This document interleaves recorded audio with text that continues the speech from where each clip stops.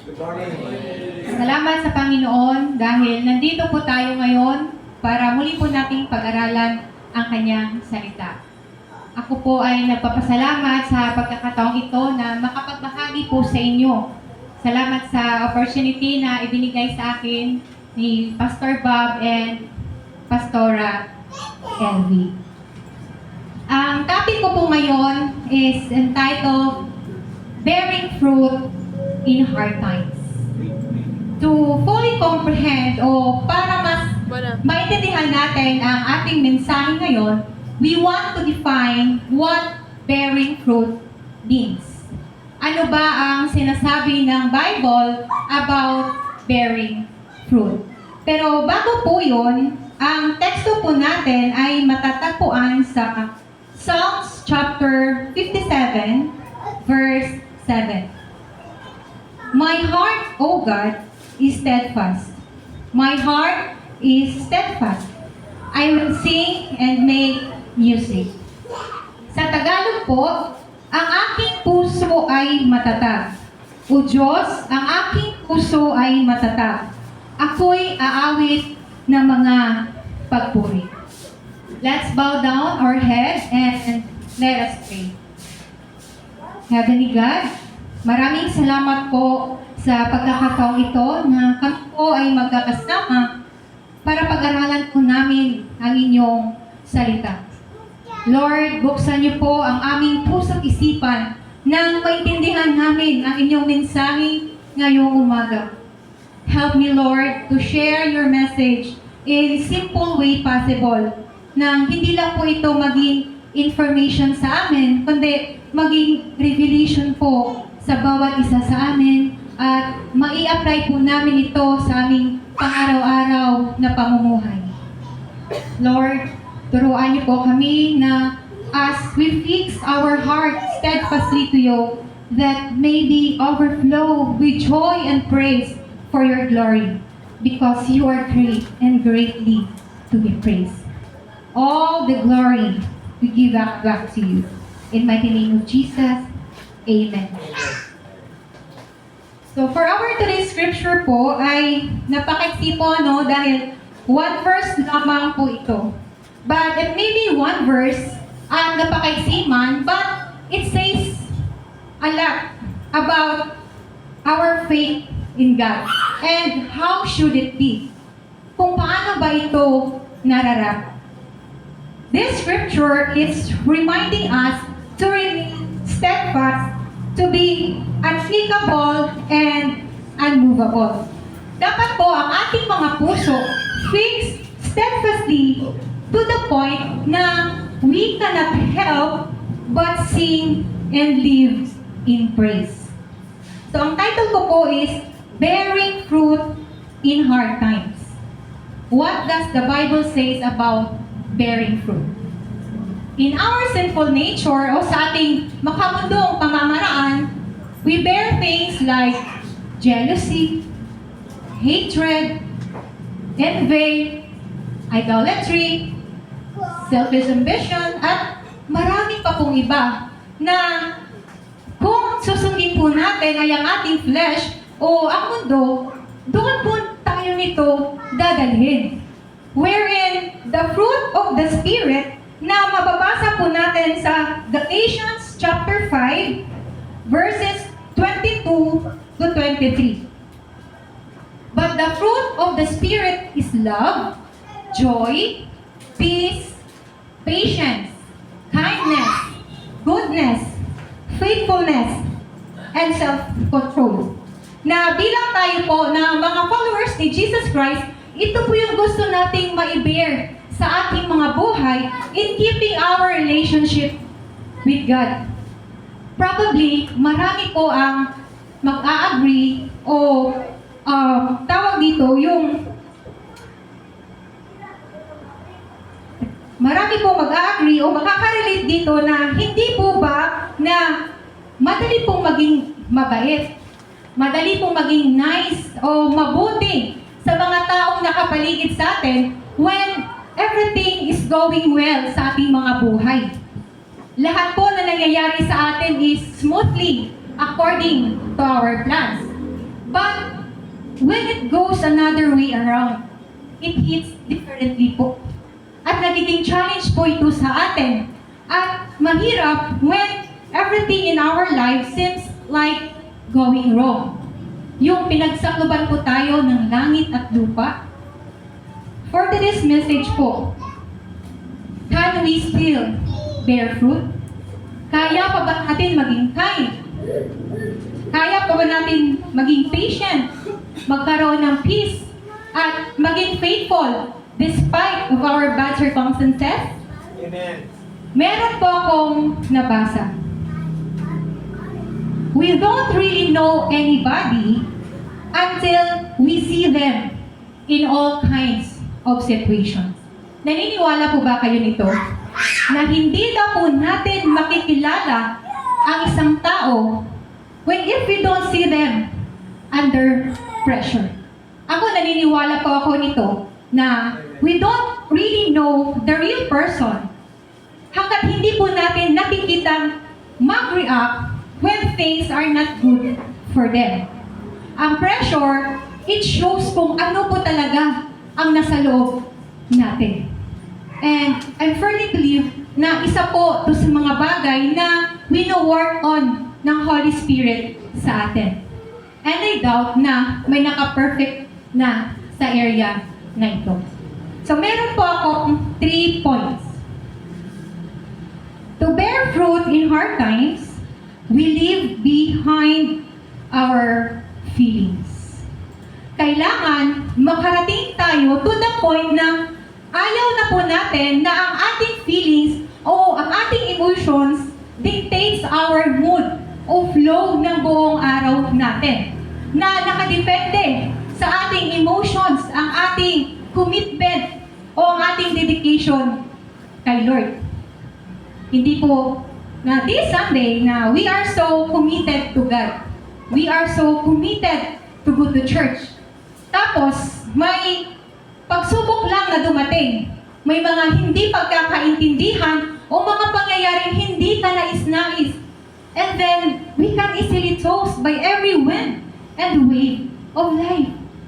Dahil ang totoo po niyan, ang totoo po talagang dapat magbago ay tayo po at ang ating mga mindset at hindi po ang ating mga circumstances. Basahin po natin sa John 16, verse 33. These things I have spoken to you, that in me you may have peace. In that world you will have tribulation. But be of good cheer. I have overcome the world. Jesus said, in the world, we will have tribulation. Mga kapihatian. Pero ina-assure po tayo ni Lord na He has already overcome the world. Napagtagumpayan na po niya ito. At hindi po tayo madidefeat ng mga pangyayari sa buhay if we won't let it happen. Ang kailangan po, we remain unshakable and unmovable despite of our circumstances. We need to leave behind our feelings. Yes, ang ibig pong sabihin, yes, we have feelings. Kasi lahat naman po tayo ay may mga feelings. Pero, huwag po nating hayaan na kontrolin po tayo ng ating feelings. Kundi dapat, we control our feelings. Dahil kapag hinayaan po natin na i-rule ng feelings ang ating behavior, ang ating mga attitude, then the devil just got us. Dahil nangyari na po ito sa akin noon na hinayaan ko po na magpadala po ako sa aking emotion, sa aking damdamin. Ang nangyari po is, nagkasala lamang po ako at hindi po masaya dyan si Lord sa buhay natin. May mga Kristiyano na sa halip na ang salita ng Diyos ang magtuturo sa atin, ang damdamin natin ang nasusunod. Lalo na kapag hindi po maganda ang puso natin, hindi maganda ang damdamin natin, kahit alam po natin na mali ito, ginagawa pa rin natin ito. Kapag hindi po maganda ang damdamin natin, ang puso natin, lalabas at lalabas po yan sa ating pananalita. Minsan, nakapagsasabi po tayo ng hindi magagandang salita. nakakapagbitaw po tayo ng hindi magagandang salita sa ating kapwa. Hindi man po nila ito naririnig, pero si Lord, naririnig niya po tayo. Ang mga tao, kaya po yan natin daya-dayain lang. Pero si Lord, never po nating madadaya. Amen? Amen. We can only bear fruits of peace, of joy, faithfulness, para kay God, despite of our emotions, we choose to do what is right. Yung pipiliin po natin maging obedient, even if we don't feel like doing it. Yung mahirap po sa atin gawin yung isang bagay, pero alam po natin na ito po yung gusto ni Lord sa buhay natin. We will obey Him. Ang pagsunod ay nagpapakita lamang po ng ating pananampalataya at pagtitiwala sa Kanya. Na meron po siyang mas mataas na plano kaysa po sa ating nauunawaan. At ang pagrereklamo po ay nagpapakita lamang po yan ng ating kakulangan ng pagtitiwala sa Kanya. Samantala, ang pagsunod po ng may masayahing puso ay nagpapakita lamang po ng ating pag-ibig at pagpapahalaga sa Kanya. Amen? Amen. Sabi po sa Filipos 2, verses 14 to 15. Gawin ninyo ang lahat ng bagay nang walang bulung-bulungan at pagtatalo, upang kayo'y maging walang kapintasan at dalisay, mga anak ng Diyos na walang dungis sa gitna ng isang liko at napakasamang lahi. Dahil mga kapatid, obedient is lead to fruitfulness. At dyan po tayo lalong i-bless ni Lord sa ating mga buhay. Palakpakan pa natin si Lord. Number 2, to bear fruit in hard times, we don't rely on the world. Sinasabi po sa Jeremiah 17, verse 5. Cursed is the one who trusts in man, who draws strength from mere flesh, but blessed is the one who trusts in the Lord, whose confidence is in Him. Those who put trust in people or in the world o sa mundo, people are gonna disappoint us.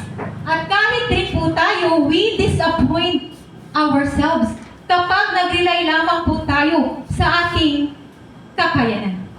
So ano po ang dapat? So ang dapat po, we put our confidence to our God. So tanungin po natin ang ating mga sarili. Where we placing our trust and where we've anchored our hope? Do we trust in the words of man? O nilalagay po ba natin ang ating faith sa ating mga kakayanan? O ating mga fleshly achievements? O yung mga kaya nating i-achieve dahil sa ating mga kagalingan? Do we put our confidence in our bank balance o sa ating mga personal abilities? Or do we trust the Lord with all our heart and place our hope in His unfailing love and promised provisions? His promised provisions, mga kapatid, is to make us fruitful and to spare the work of our hands. Our works will never be in vain. Basta ino-offer lang po natin ito sa ating Panginoon.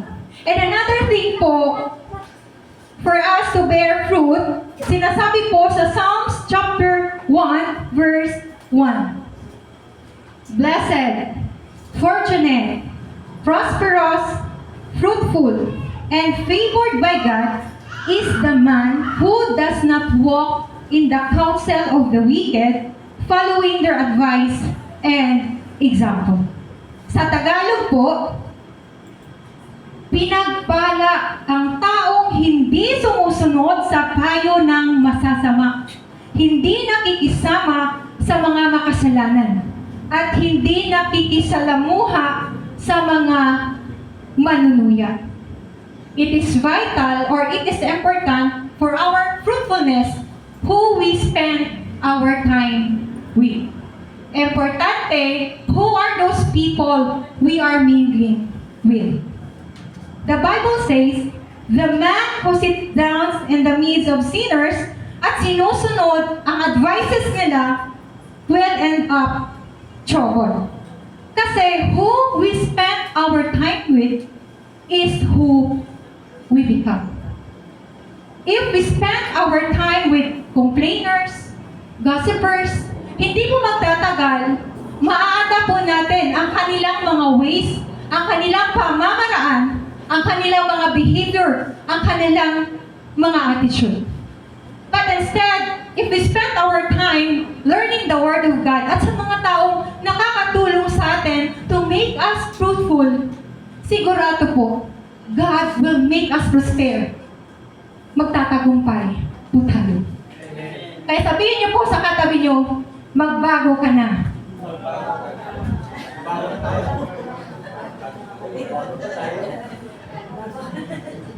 Amen. Number 3. Maiksi lang po yung message ko.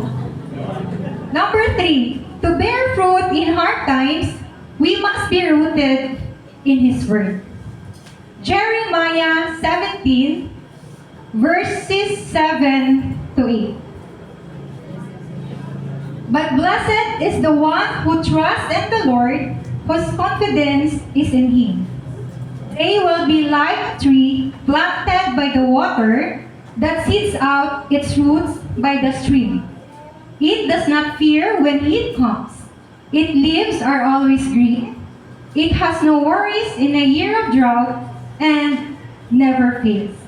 Sa Tagalog po, pinagpala ang taong tumitiwala sa Panginoon at ang kanyang pag-asa ay ang Panginoon. Siya'y parang punong kahoy na nakatanim sa tabi ng tubig na ang mga ugat ay abot sa batis. Hindi ito natatakot kapag dumarating ang init.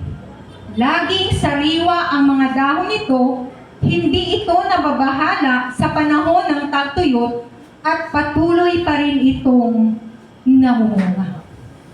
So this passage tells us na ang buhay does not work so simply and easily.